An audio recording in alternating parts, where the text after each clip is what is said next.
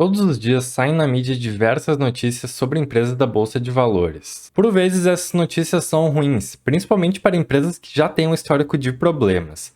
Então, hoje eu vou trazer aqui para vocês algumas empresas problemáticas da Bolsa, que o investidor pode ficar de olho em busca de uma oportunidade ou pode ficar longe delas para não colocar em risco a sua carteira. Então, antes de a gente começar, já deixa o teu like, se inscreve no canal e vamos pro vídeo. Antes de a gente começar, eu só queria trazer para vocês que nada nesse vídeo é uma recomendação de investimento. Esse vídeo tem somente caráter informativo e vai de cada investidor decidir o que fazer em relação a essas empresas, se vai investir, se vai ficar longe ou se vai ficar de olho. Certo, gente? A primeira empresa da nossa lista, então, é o IRB, ou IRB Brasil Resseguros.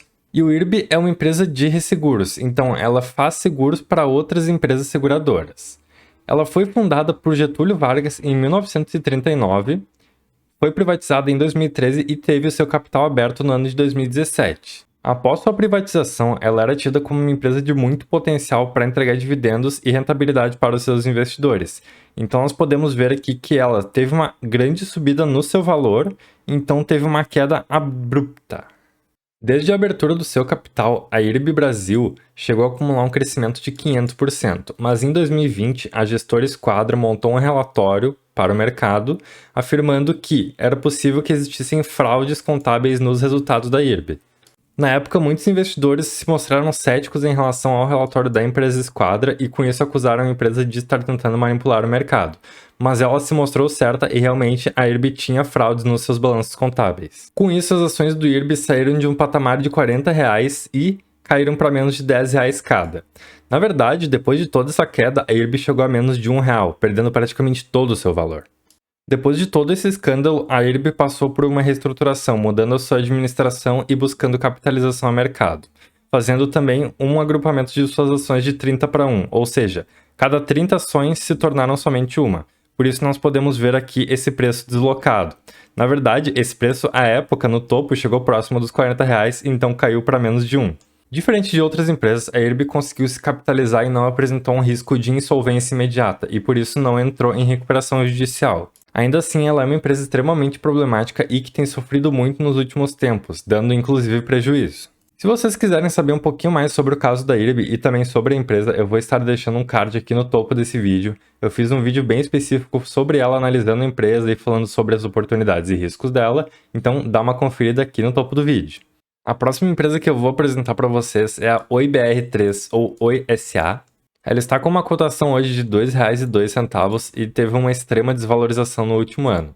Inclusive, se nós formos pegar o gráfico da Oi nos últimos 10 anos, a gente pode ver que ela perdeu praticamente todo o seu valor. Nesse meio tempo, ela passou por uma recuperação judicial e também por um agrupamento de suas ações, e mesmo assim continuou caindo e dando prejuízo aos seus acionistas. A Oi já foi a maior empresa de telefonia do Brasil. Em 1998, após a privatização do sistema Telebrás, a Oi tinha uma operação em 64% do Brasil. Após isso, a Oi continuou se expandindo, comprando outras empresas e incorporando à sua operação. Mas o problema é que ela comprava empresas que tinham dívidas e fracos resultados. A Oi, inclusive, adquiriu em 2009 a operadora Brasil Telecom por 5,8 bilhões de reais. Por conta de todas essas aquisições duvidosas, então, o caixa da Oi sangrou e ela acabou entrando numa recuperação judicial. Ela teve também outros pontos que contribuíram para isso, como a redução na utilização da telefonia fixa, que era o carro-chefe da empresa, e também várias dívidas com a Anatel devido a multas por reclamações de clientes e má prestação de serviços. Bom, se vocês já usaram Oi ou conhecem alguém que já usou, vocês certamente já viram essa pessoa reclamar e muito da operadora. Eu, inclusive, já usei Oi e nunca mais. Fico feliz em não ter mais que usar a operadora, porque era só problema atrás de problema. Em setembro de 2016, então, com uma dívida de 65 bilhões, a Oi teve aprovado o seu plano de recuperação judicial, o maior já visto no Brasil até hoje.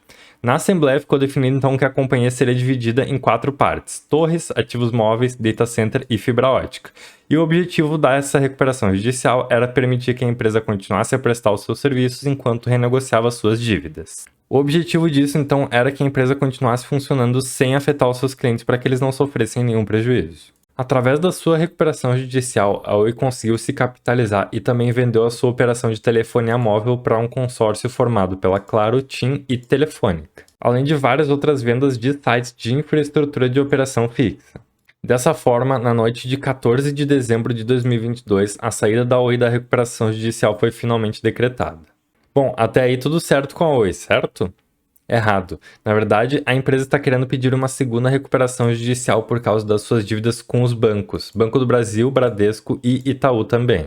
Esse fato é bem mais recente, nós vamos ter que ver então o desenrolar da história nos próximos dias, mas os bancos contestam essa segunda recuperação judicial da Oi, porque no entendimento deles a última ainda está vigente, visto que, mesmo que a justiça tenha encerrado a recuperação judicial em dezembro do ano passado, o processo ainda não transitou em julgado.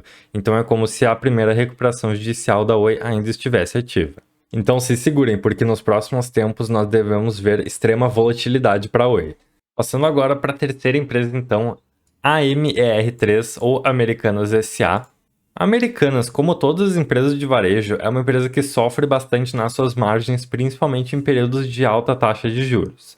Mas, com a baixa da taxa de juros que nós tivemos nos últimos anos, a empresa veio numa escalada do seu preço, saindo de R$ 10 e passando então a um valor de mais de R$ 110. Mas, após isso, com a subida da taxa de juros, a empresa veio apanhando. E, no começo desse ano de 2023, ela teve uma notícia bombástica que derrubou seu preço para perto de R$ 1. No início do ano, Sérgio Real, um renomado CEO que veio do Santander, assumiu a Americanas. E, com isso, os papéis da empresa dispararam mais de 20% em um único pregão. Após alguns dias no cargo, então, a Americanas comunicou que foram detectadas inconsistências nos seus lançamentos contábeis na ordem de R$ 20 bilhões. Ou seja, a empresa tinha uma diferença na sua dívida que estava declarada nos seus balanços e o que existia na realidade na ordem de R$ 20 bilhões. Após identificar esse problema e comunicar ao mercado, o presidente da empresa, então, Sérgio Real, e o diretor de relações com os investidores, André Couvre, decidiram deixar os cargos. Após as suas renúncias, os bancos foram para cima da Americanas pedindo, então, um bloqueio dos seus bens, e a Americanas acabou entrando, então, em um processo de recuperação judicial. Com o início da recuperação judicial, então, começou uma investigação em relação a todos os balanços da empresa e dados preliminares apontam que a dívida da empresa pode superar, no fim das contas, R$ 48 bilhões. O caso da Americanas também é um caso bastante novo e que vai ter um desenrolar nos próximos tempos, então é um caso que pode trazer bastante volatilidade para a empresa. Então nós temos que ficar atentos em relação à empresa e também aos bancos, porque vários grandes bancos tinham muitas dívidas com Americanas e podem acabar não recebendo esses valores no fim das contas, o que vai impactar bastante os balanços dos bancos, como já aconteceu no fechamento desse ano de 2022. Passando agora para a última empresa, então, a MAR3 ou as Lojas Marisa. Então, a empresa das Lojas Marisa aqui tinha uma cotação próxima dos R$ 30 nos anos de 2013, mas sendo uma loja que também atua no varejo, no caso da Marisa, então, no varejo de roupas, ela é uma empresa que sofre bastante com a variação da taxa de juros e por isso teve essa queda vertiginosa nos últimos anos. Ela apresentou, assim, uma pequena recuperação com a queda da taxa de juros, mas ainda assim não conseguiu retomar o seu valor e com o aumento da taxa de juros novamente, ela é uma empresa que vem sofrendo bastante nos últimos tempos, chegando a menos de R$ 1. Na questão das lojas Marisa, não é um caso concreto ainda, mas fica um alerta porque alguns fundos imobiliários estão reportando inadimplência no aluguel da empresa. Após o Fundo Imobiliário Brasil Varejo, ou BVAR11, já ter sinalizado a inadimplência da empresa, o fundo KNRI11, no qual a Marisa ocupa, então, o condomínio logístico CDI Itaquá, também reportou que a empresa está inadimplente em relação ao último pagamento dos seus aluguéis. A Marisa vem passando, então, por um processo de reestruturação no seu quadro de funcionários e também no seu quadro executivo. Com essa reestruturação, a varejista disse, então, estar em um processo de aprimoramento do seu modelo de negócios e decidiu priorizar pagamentos e ou renegociar contratos. E essa decisão acabou afetando, então, o pagamento dos seus aluguéis, predominantemente dos imóveis pertencentes ao grupo de controle da varejista. Dessa forma, a Marisa anunciou, então, que em breve os pagamentos deverão ser normalizados. Ainda assim, fica um extremo sinal de alerta aqui, porque pode ser que a Marisa esteja passando por um problema. Nós vamos ter que acompanhar as notícias e ver nos próximos tempos o que a empresa vai trazer. Fica aí um alerta para vocês, pessoal. Bom, pessoal, o que eu tinha para esse vídeo hoje era isso, então. Eu trouxe algumas empresas que vêm apresentando problemas e notícias ruins nos últimos tempos.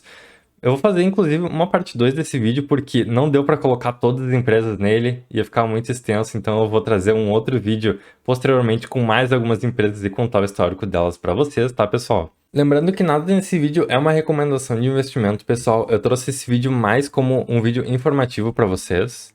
E os investidores podem enxergar essas empresas, então, como oportunidades ou como empresas de risco. Vai de cada investidor optar ou não por alocar seu dinheiro nessas empresas, tentar fazer algum trade ou alguma operação nesse sentido.